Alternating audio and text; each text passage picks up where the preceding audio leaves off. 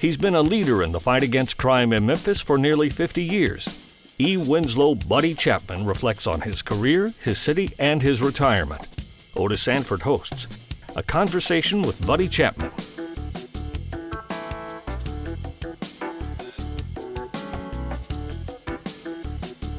Hello, and welcome to A Conversation with Buddy Chapman here on WKNO. I'm your host, Otis Sanford, and today I am honored and thrilled to have a conversation with E. Winslow Buddy Chapman. Everyone in Memphis knows him simply as Buddy. Chapman is retiring as Executive Director of Crime Stoppers of Memphis and Shelby County, where he has served in that role since 2006. Previously, Chapman served as director of the Memphis Police Department from 1976 until early 1983. So he knows the ins and outs of policing and public safety in Greater Memphis. And we are pleased to have him with us today. Buddy, welcome. Thank you, Otis. Pleased to be here. Glad to have you. An honor to be here. And the honor is all mine. And I want to have a wide-ranging conversation with you today. Otis, all of our conversations are wide-ranging. They have been since you would visit me at police headquarters. Exactly. So let's jump right on in. And let's begin with the here and now. You are retiring as head of Crime Stoppers after 17 years in that role. In fact, you started Crime Stoppers. Launched it 1981. 1981, that's right. Why are you leaving now? Otis, I just think it's time to step off the stage. I've been around. I will be the first to admit some of the things that have recently happened have discouraged me, depressed me, and it's just someone else's game to run now, I think. You ran for sheriff in Shelby County. I think it was either 76 or 78, somewhere in there. Did not win.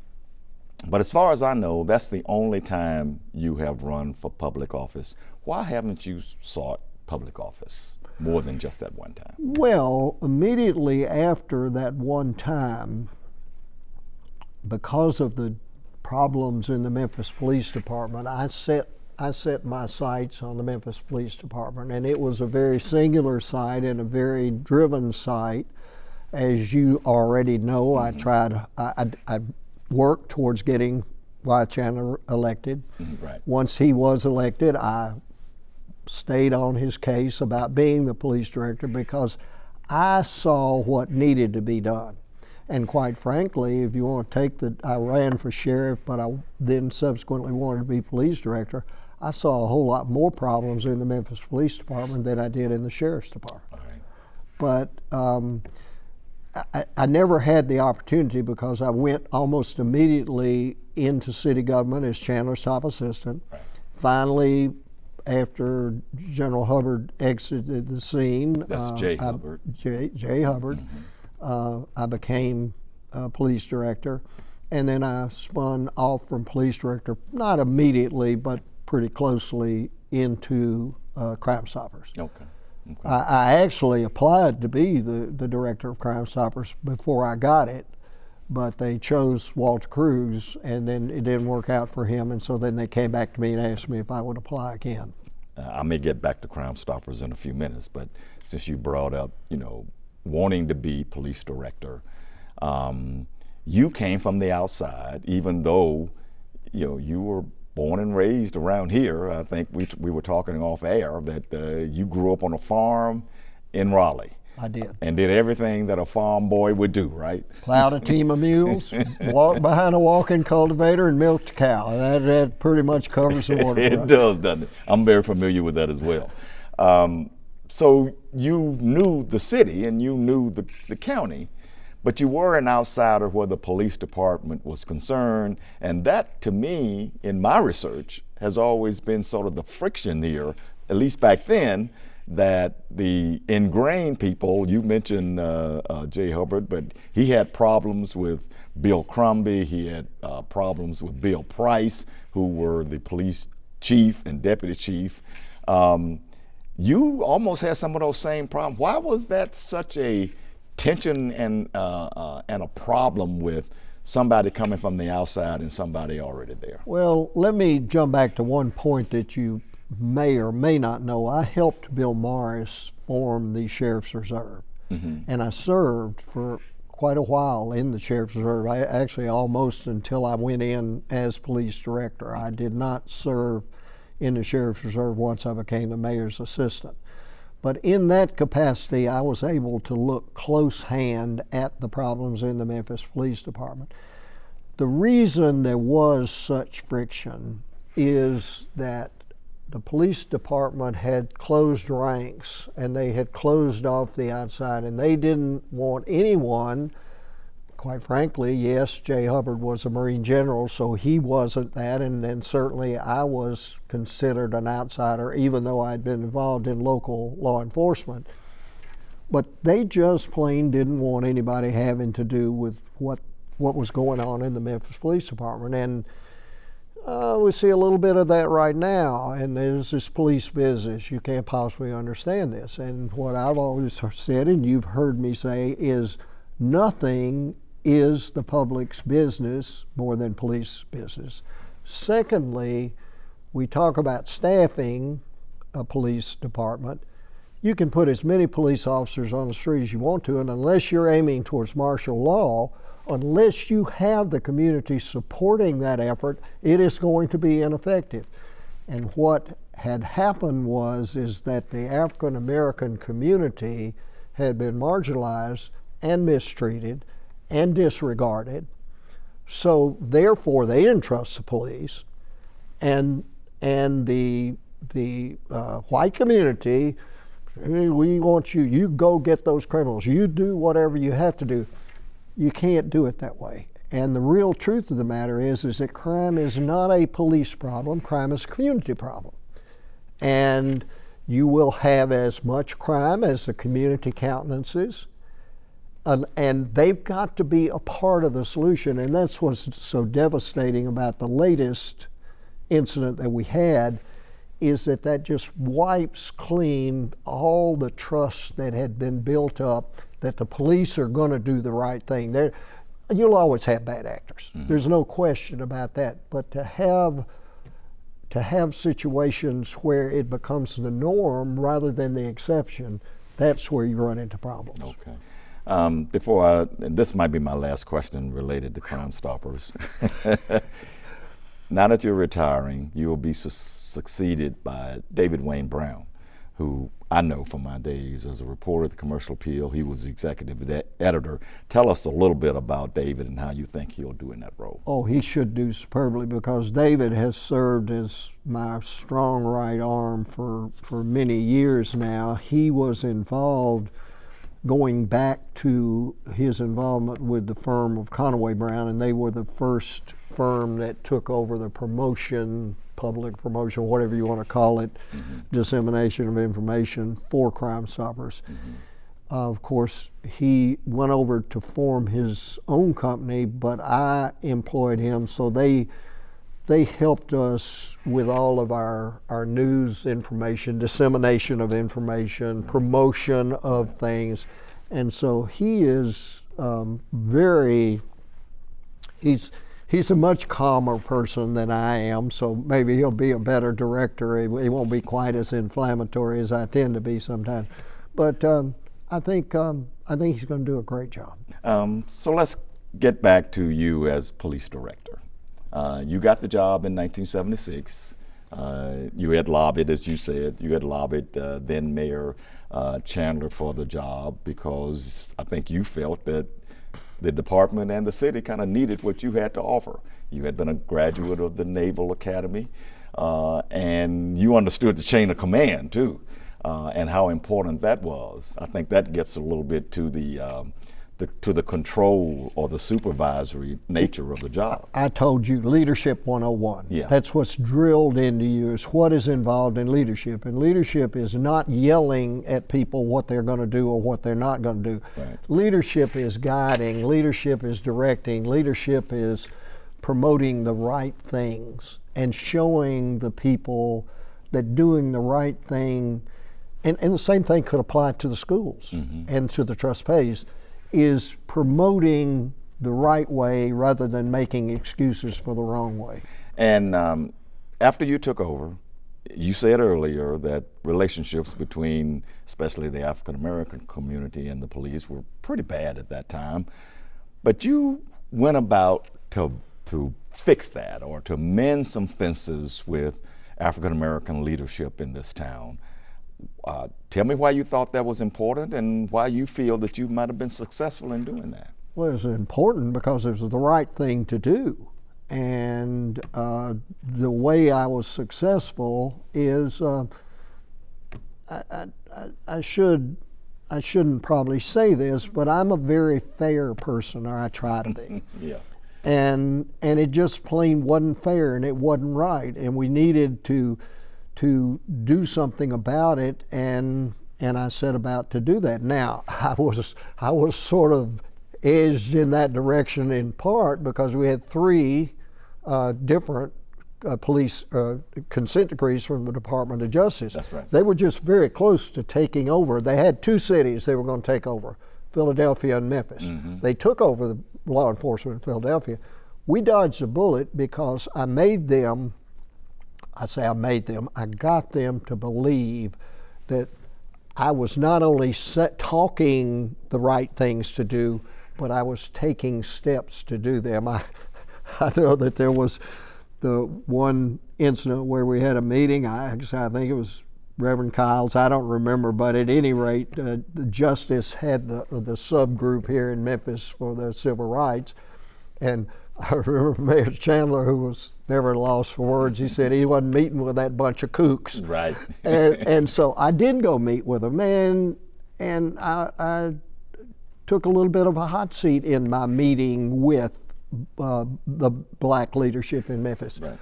But evidently, for whatever reason, they discerned that I was sincere when I said, no, we're not going to do the right things. You and I have discussed the John Gaston Turban. Yeah. And I think that was the type of reaction and the type of action that caught people's eye and said, well, maybe the guy does really mean what he's saying. Mm-hmm. Maybe he is going to do it. And then you and I don't know if we've talked about my advisory commission. I formed that advisory commission, which was across the board. And I told you the story about somebody saying, you know, you're the only person in the Mid-South that could get the Ajanaku family and the White Citizens Council talking to each other.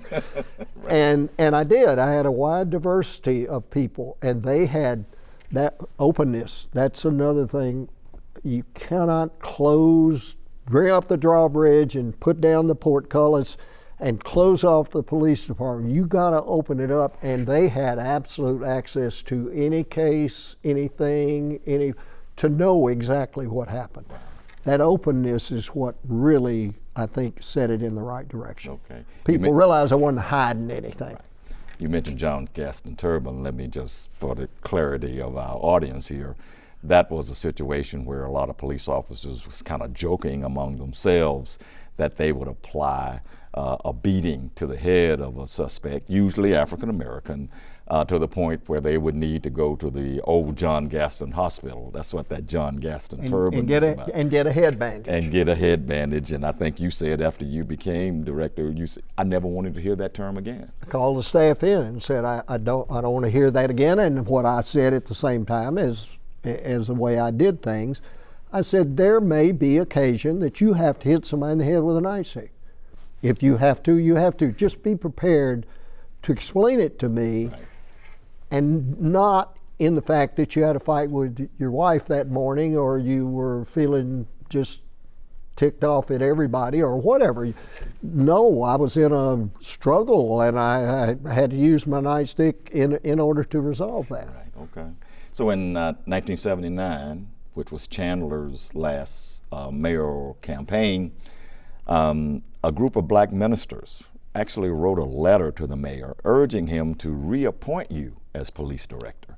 And this is what they wrote. They said that you had done much to improve the department, as well as bring credibility and respect to the department in the community of Memphis. That was pretty high praise for African American ministerial leadership at a time when, as you say, the relationship between police and community was not all that good. How do you feel about that kind of high praise? I'm very proud of it, and it goes to the point of what my singular focus was, to prove that my thoughts, my directions, my actions were going in the right direction, and B, that I was going to be successful in implementing that. And yes, matter of fact, Church of God in Christ, Bishop Patterson invited me down to one of their big things at the old Ellis Auditorium and gave me a big award. I've still got it at home. Okay. So I think it's credibility, and I'll go back to the openness and honesty. I think it's a terrible mistake for a police agency to ever just simply stop with no comment, because no comment means you're avoiding. You're hiding something. I feel that way. Well, you and I went down that path, because what I would tell you was never no comment. I would say, Otis, I can't talk to you about that right now, but when I can, I will. Right. And did I? Yes, I did. Yes, I always came through. You did. I also told you a lot of times you were looking in the wrong direction. And I appreciate that. Can you talk very specifically about your relationship with Maxine Smith, who was head of the local NAACP? She was skeptical of you at first. Well, now Maxine, I was a great admirer of Maxine and Vasco both, and I'll tell you about Maxine. One-on-one, she and I were fine, but she had a position she had to take, and I understood that. Okay. And so therefore, you probably noted that I let a lot of that adverse rhetoric just kind of go off, because I would think, well, that's, and she was an advocate at a time when there were things that needed advocation. There's no doubt about that. I mean, it wasn't simply the police department, it was the community. Right. Okay. If Memphis had a reason that we're maybe not nearly as large in Atlanta, it's that when the whole black-white issue came up, Atlanta embraced what had to be done. Right. Memphis fought it, right. And then finally it washed over us like a wave. That's exactly right. Let's talk about 1978 and the police strike of 78, which actually was a police and fire strike later on. Was that one of your most difficult moments as police director? How did you navigate that? Well, it directly contributed to the fact that Chandler almost got rid of me as police director, and why the ministers had to write that letter, because I was very vocal that police officers who had violated the law should be punished. I got you. Okay. And I did punish them. And the mayor felt, on the other hand, he was very close to David Baker, the president of the union, right. And he wanted to forget, to just, bygones be bygones type thing. I felt like some things had been done that just couldn't be forgotten. For instance, we had members of the gang squad, if you want to call them that would go around and threaten and maybe even knock around police officers' wives who were working. A lot of people don't know that. Wow. We had damage to police cars, serious damage. We had damage to policemen who were working to their private cars. We had some violations of the law, and more important, things that just plain shouldn't happen, and they should have been punished. Maybe I was a little bit too strong in the way I expressed that, and with Chandler, you didn't cross him that strongly. Yeah. He came within if it hadn't been for Henry Evans, I would not have been reappointed. Right? Henry said his famous quote after I did get reappointed. He says, and then there's Buddy Chapman, first in our hearts, but last to be reappointed. Right. Oh, that sounds like Henry Evans. What a guy he is. Then comes 1982. Chandler is tired of being mayor. he wants to go be a judge, so he gets an appointment, I think, from Lamar Alexander, who is the governor. He did. Appoints him to the circuit court bench. That was pretty much sort of it for you as police director, because you, in that special election, did you support Mike Cody? No, did I not? didn't take a position. You didn't take a position. But people thought that you supported Mike Cody. Well, maybe I did, and maybe I did some things that would make people think that, because I'm a great admirer of Mike Cody. Okay. But anyway, the fact that whether you did or not, Dick Hackett won the election. But I don't think it was Dick Hackett won the election. But I think, if you want my opinion, why Dick Hackett won the election is Chandler had 2 police officers who were his bodyguards, confidants, whatever you want to say. And Hackett, of course, had taken over my previous position as the mayor's top assistant.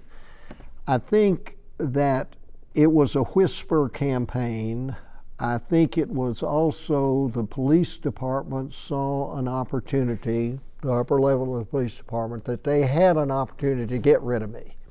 Okay. And so I think it was, quite frankly, a thing where through those 2 individuals, and then also directly, they worked that, Mr. Hackett at that point, if you get rid of Chapman, you'll have the full support of the police department, and he's too hard on us, and he's this and he's that. And then what we have immediately on that is we had Shannon Street. That was going to lead into my next question. Right after you leave, and John Holt is named director almost immediately. Almost immediately. Because it was in January. It was.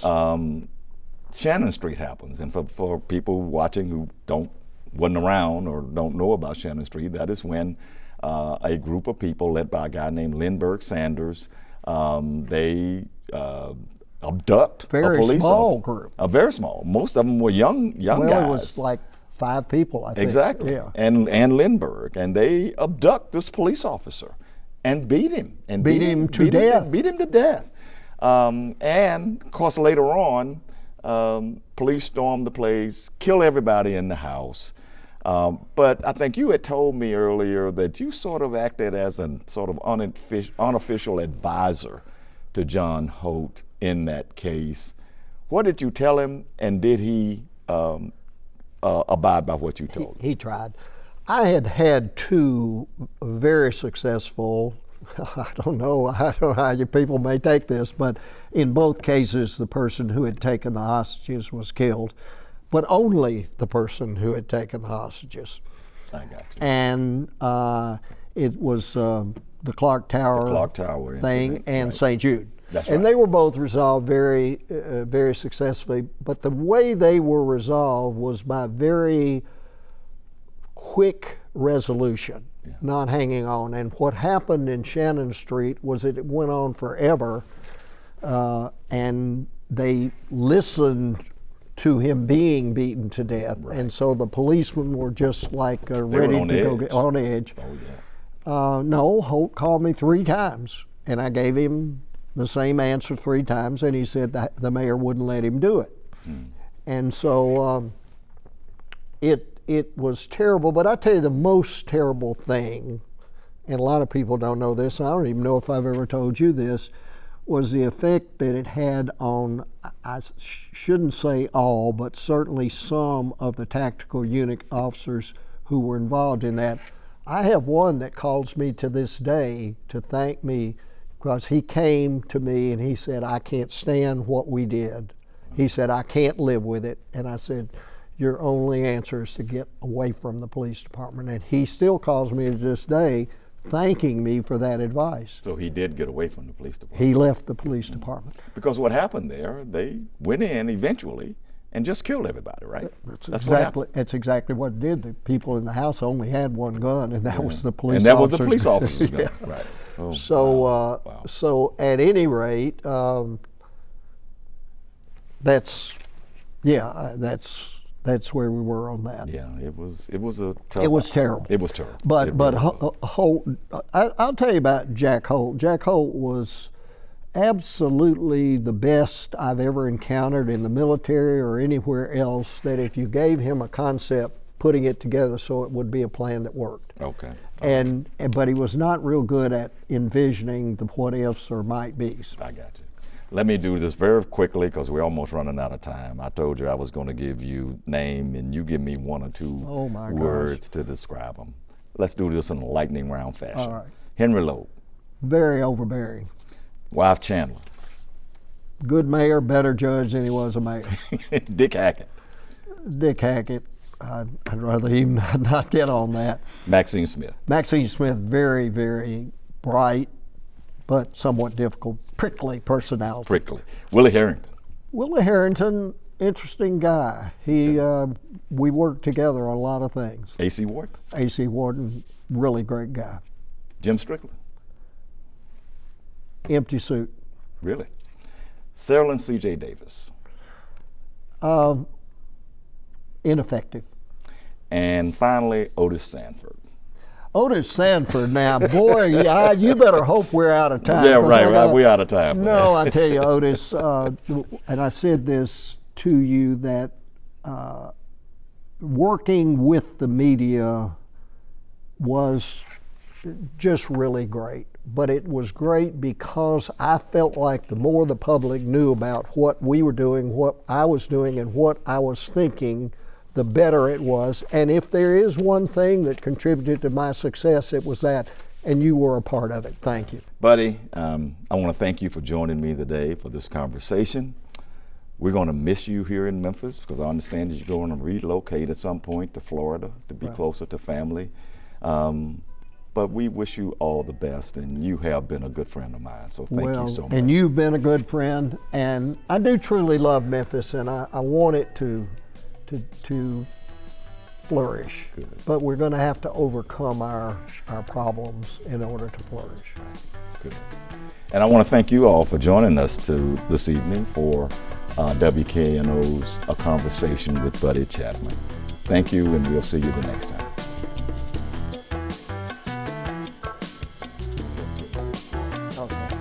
Well, how do we do? You're the pro. I wouldn't. Well, but you never really are. See, you're a lot rough on